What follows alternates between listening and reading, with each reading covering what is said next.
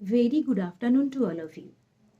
যা কিছু মুখে বলে বোঝাতে পারি না, আমাদের থট লেভেল থেকে রিপিটেডলি বলে দিতে হয়।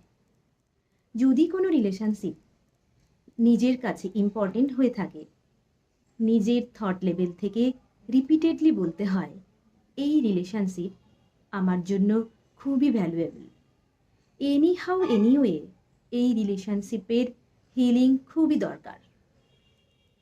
নিজের থট লেভেল থেকে রিপিটেড ভাইব্রেশন সেন্ড করলে যে কোনো টাইপের রিলেশনশিপ খুব তাড়াতাড়ি হিল হয়ে যায়। নিজের থট লেভেল থেকে রিপিটেড বলতে হয়, I am sorry, please forgive me, thank you and I love you. এই 4 লাইন্স যে কোনো রিলেশনশিপ হিল করার জন্য জাস্ট ম্যাজিক্যাল হিলিং মেকানিজমের কাজ করে থাকে। Thank you.